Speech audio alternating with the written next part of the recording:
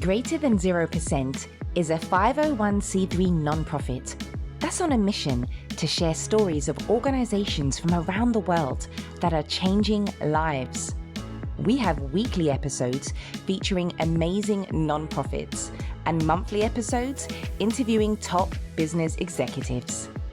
You can find us at gtzp.org on your preferred streaming or social media platforms. Alrighty, so thanks everybody for tuning into this episode. Today we have Cynthia Chavez and Karina Alcorchas, the two co-founders of the 2% Fund. So Cynthia and Karina, thank you so much for your time today. Thank you. Thank you for having us. Yeah, thank you, Joseph, for having us. Yeah. No, this is like a cool style of interview. We've never done this type of interview style before, so I'm excited to see how it goes. But per usual, for all of our introductions, we ask the guests what the mission is of their organization. So what is the mission of the 2% Fund?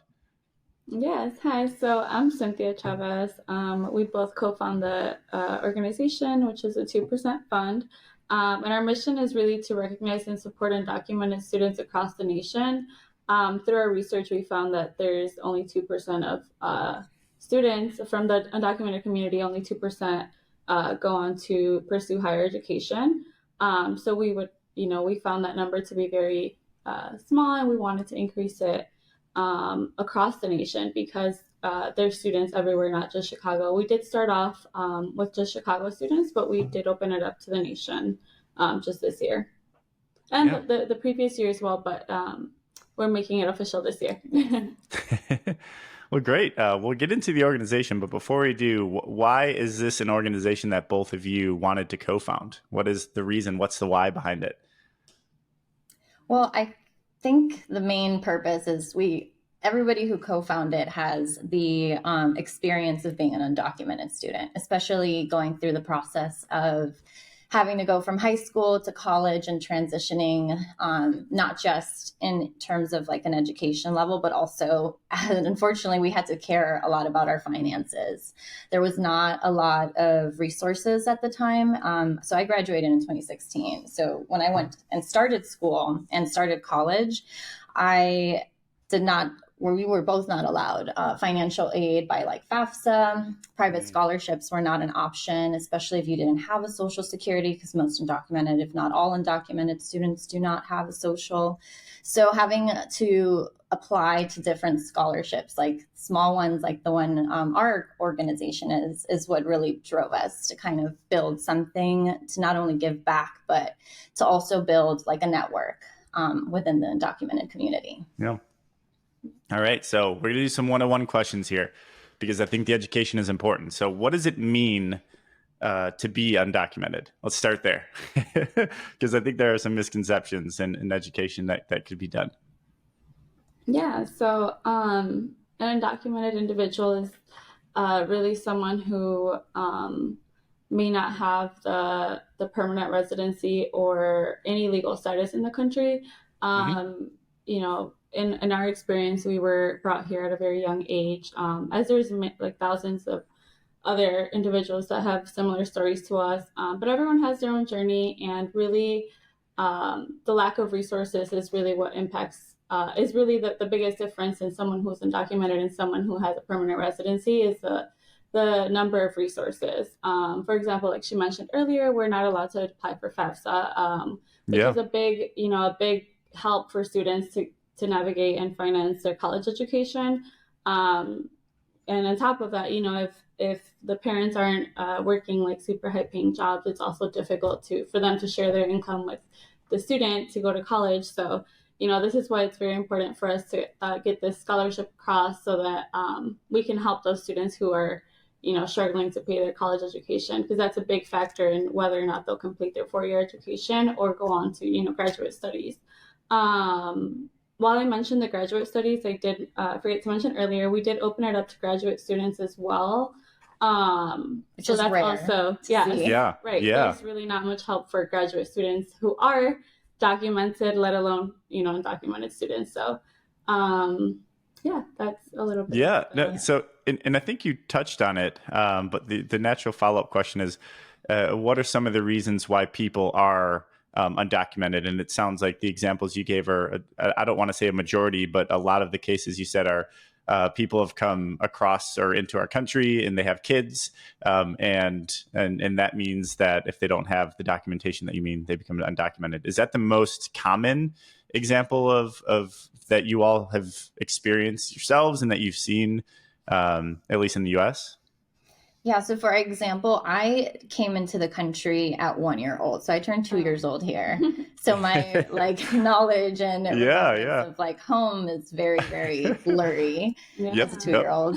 But there's also cases where we have people who come, you know, and on visas, and sometimes because of the situation either going on in their country back home or whatever situation they may be in currently, they stay. And so a lot of the reason why people stay is for the opportunity, right? There's free education in the United States. That is not very common in a lot of other places in the world. And the beauty about education in the United States is that it does allow you to like have different options for opportunities, you know, and potentially getting higher paid jobs. We all know that, you know, if you graduate with a college degree in your lifetime, you make about $1 million more than somebody who doesn't graduate with a college degree. So being able to help especially like marginalized communities is very important to us, which is why we wanted to extend it to a greater group of students, not just undergraduate, but we're looking at we're looking at graduate students. We had a couple of students going to medical school last year that applied, and then they became the recipients. So just trying to help with that equity piece all across the board. Yeah. And additional questions before we get into the organization and what all y'all are doing, is what is the process? Like, what is the reason why people don't get documented immediately? Like, what are some of the barriers? What are some of the misconceptions? What's the narrative that's told? And talk us through that a little bit. Yeah, so I think for every individual, it's different. Like Karina mentioned, sometimes you come in, you know, on a plane and sometimes you don't. But the whole process is extremely difficult for most individuals. I know right now there's like asylum seeking individuals in the country who are getting granted like temporary residency. However, that's only in certain, you know, you have to come from a certain country if your country is in war, or if it's going through very like crucial like starvation or something like that would qualify you to come here and receive that temporary residency. However, for everyone else, it just, you know, isn't coming from those countries under those circumstances. It's, you know, very difficult. And it's a case by case, you know, you have to go through the legal system. You can basically live here your whole life, and if you don't fall under those categories, you will never become documented, unfortunately. So it's really a case by case scenario, but the rules here are so different. The laws are so strict that a lot of people fall under the umbrella of not being not having a residency or anything of legal status here. Yeah. Go ahead. Sorry. No, the difficulty too with just like especially trying to get a pathway to citizenship or permanent residency. If you are under 18 years of age, there is a potential of you, because we looked into this for me, of getting adopted, you know, of getting adopted by somebody who is documented, and then you go through that process. However, let's say you're in the case where you're over 18 years old. Now that becomes a very different story, because there's not really pathways developed. Even today, you know, the last time we had some sort of pathway was back when Clinton was president, and that was lots of decades ago.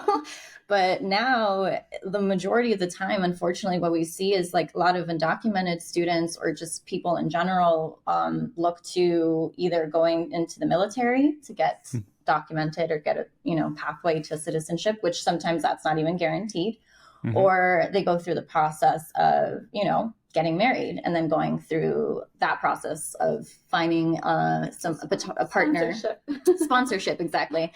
A partner who is a resident or a U.S. citizen, and then applying for sponsorship. So very limited amount of options. And so unfortunately, I feel like it's unfortunate that people have to, or almost being forced to get creative, whether it's going through an adoption process or going into the military, or getting married. Like, what is it?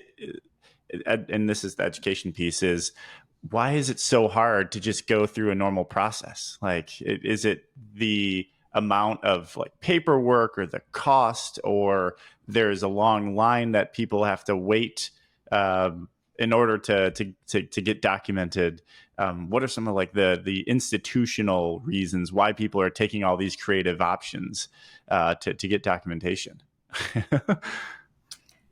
That's a really great question, Yeah. because there was during, I know, it's the big question. Like, Why? Yeah. can't I just, Yeah. Yeah. go through and get citizenship? It's Yeah. really difficult to say why. I think that's why it's so important to discuss these matters and, educate others on, I think the big idea sometimes is that people think that we're just like, undocumented students or individuals are just not going and applying to become citizens. It's not, that's not that simple. Like I said, you have to do you have to fit a certain category in order to do that. And that's very specific, like how she mentioned, through adoption, getting married, maybe your employer can sponsor you, but that's very like, that's rare for a company to sponsor you and say, hey, I'm going to take care of this person while they're in the country, and I'm allowing them to get a residency under my company, or like a work permit, something like that. Other than that, it's really difficult, whether you have like a parent who is a citizen and you don't, like that line to become a citizen is like over 20 years. So even if somebody applies now, they won't see anything for another 20 years. And, say I applied at the age of, the last age to apply for something like that is 21. Say you apply at 21 years of age, you won't see that residency until you're like 40, 45. And that's, just depending on the speed of USCIS. Mm-hmm. During the Obama, presidency, he did create what we call DACA, Deferred Action for Childhood Arrivals.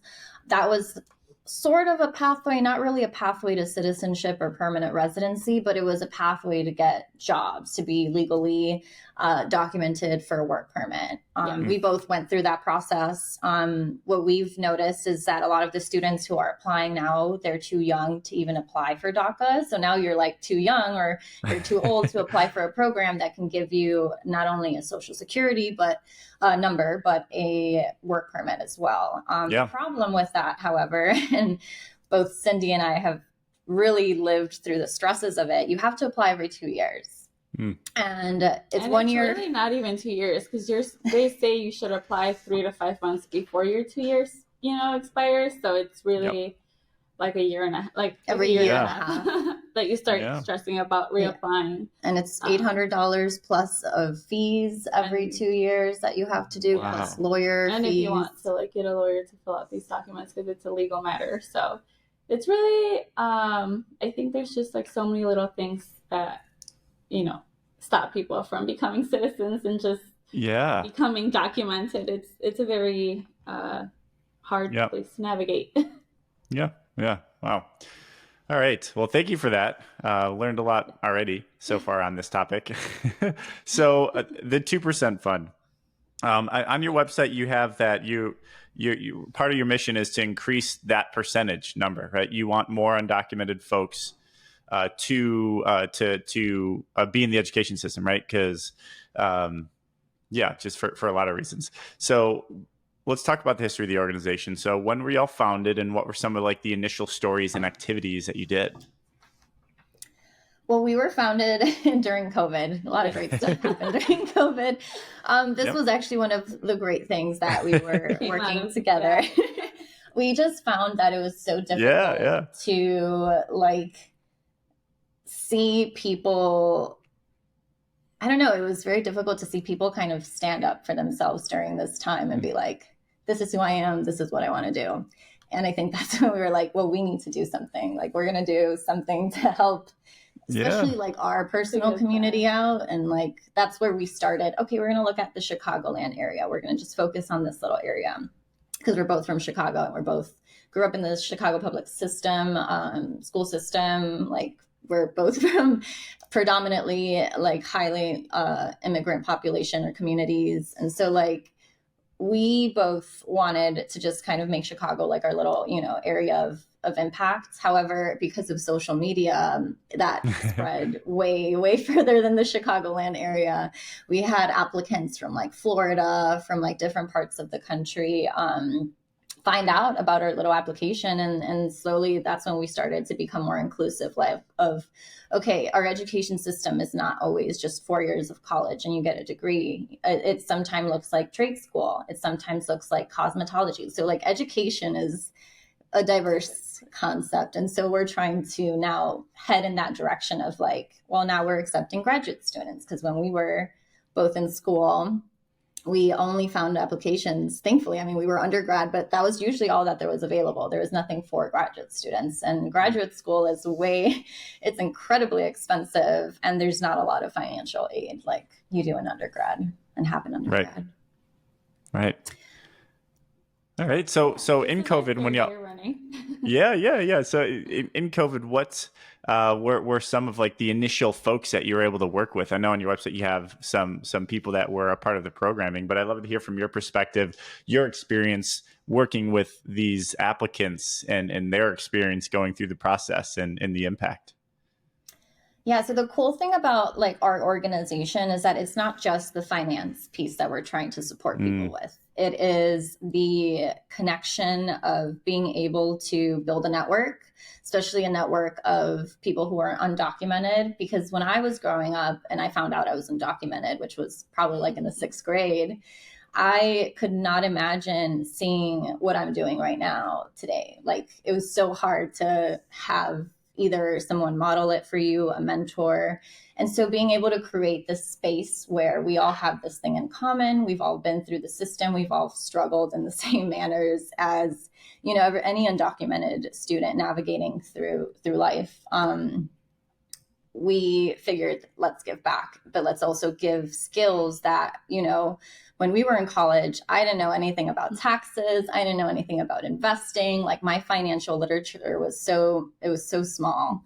And so that's some of the things that we try to offer to some of our students, especially the recipients, those who win, they get to be a part of a 3-piece workshop where we present to them different types of skills, whether that includes financial literature or literacy, financial literacy, and professional or career building, like learning how to network, learning how to have that 30-second pitch, something that we're currently working on that has been a request, because we're seeing a lot of students having to graduate out of their university and then they're starting their own business. They are consultants right away because they don't have a sense of getting a work permit right now at the moment. So we're going to be having at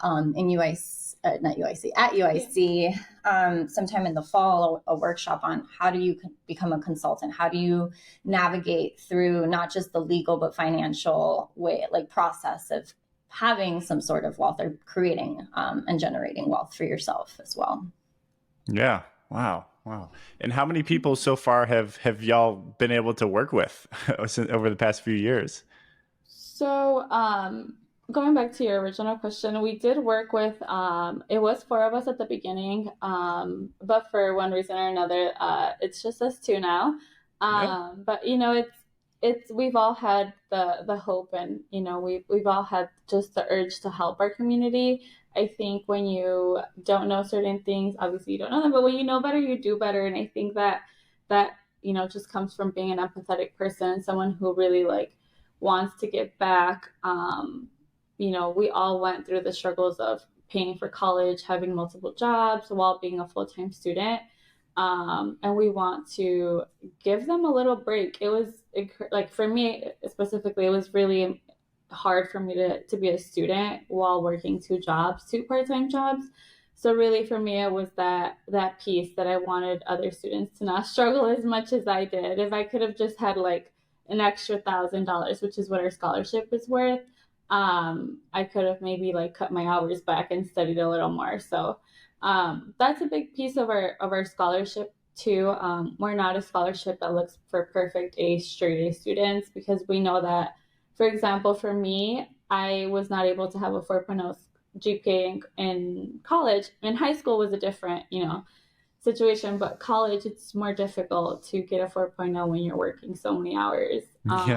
So that's really what, we want them to have a break, and we want them to, our criteria really is to see how they feel about helping the community. And really that's a big factor for us to choose those recipients. Once they apply, we see, how big of an impact will they have on their communities moving forward when they get their degrees. Like we want to create a thread of helping, the people behind you. So with this scholarship, we won't only be helping them, but we want them to help other generations as well. So that's pretty much, the big factor of why we started this, and why we think it's so important for others to find out about this.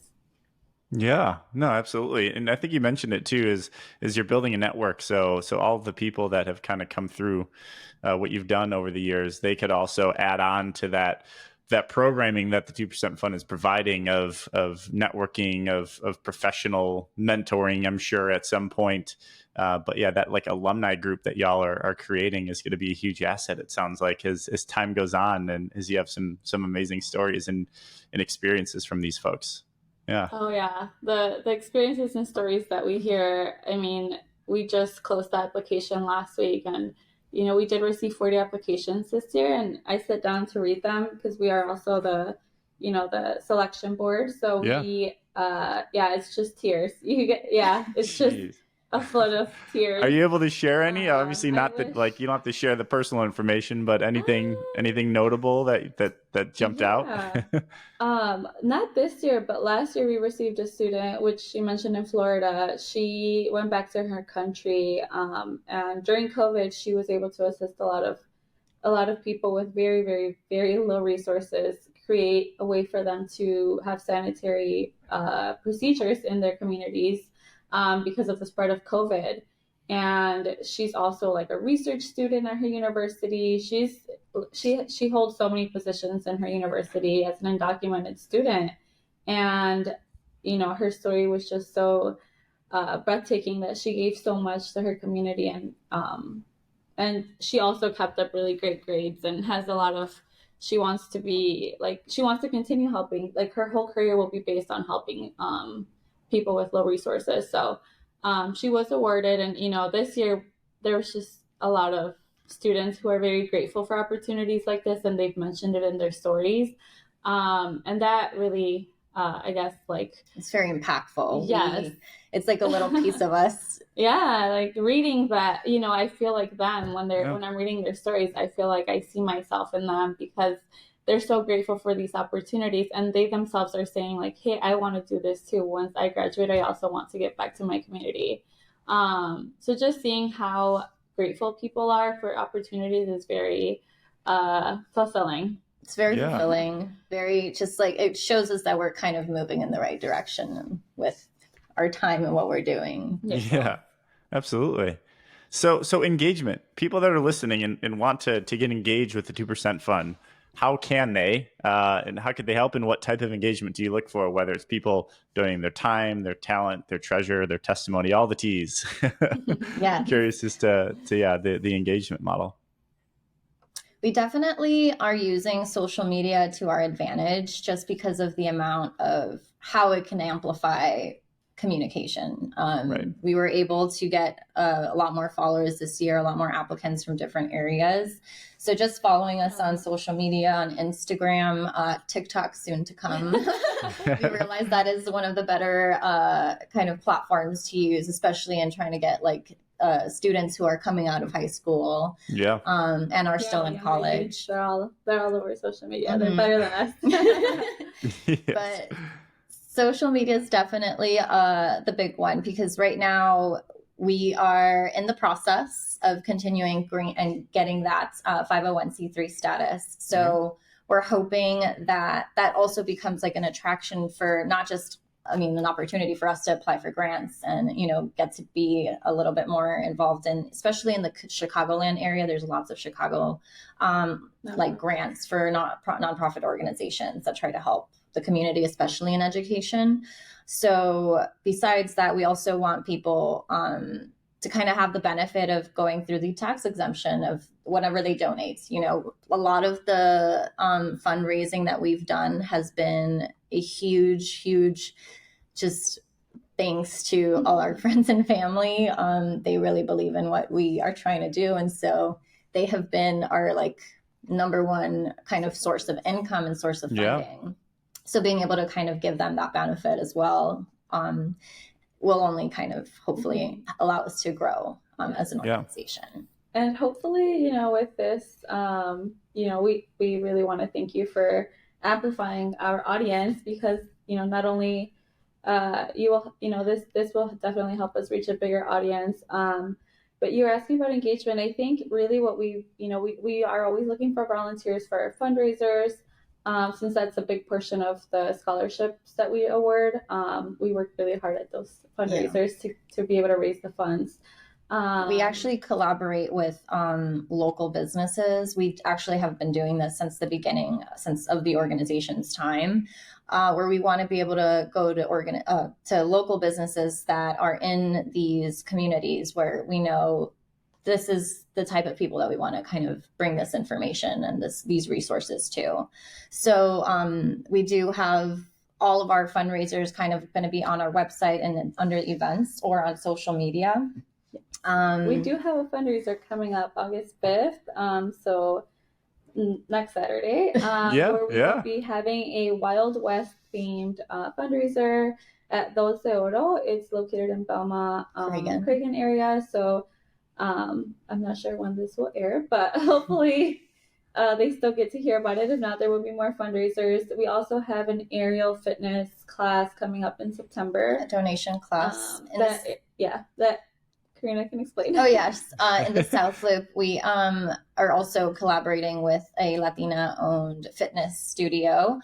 She owns an aerial fitness studio. So we're going to be having a donation class on the 12th at 12:30 in South Loop. So if anyone is interested in signing up, they can always go to our Instagram link tree and then sign up on there. Or DM us. We'll answer. We're pretty good with our social media responses. But our website is 2percentfund.com. Like she said, there's an events page. There's a way to donate if anyone feels it in their heart to donate and give back to the community. We would really, really appreciate it. Yeah, absolutely. Well, this is amazing. The work that you all are doing, really appreciate it. And we're honored to share this story and the work that you all are doing. So people that are listening and interested, get engaged, reach out and contribute however you feel compelled to contribute. And Cynthia and Karina, thank you so much for your time. And I really appreciate it. And good luck with everything the rest of this summer and your fundraisers that you have coming up. Thank you. Thank you so much for the opportunity. Thank you. Thank you. Thanks for listening to Greater Than 0%. To find more episodes or to have your organization featured on the podcast, you can find us at gtzp.org on your preferred streaming or social media platforms. Find your cause with Greater Than 0%.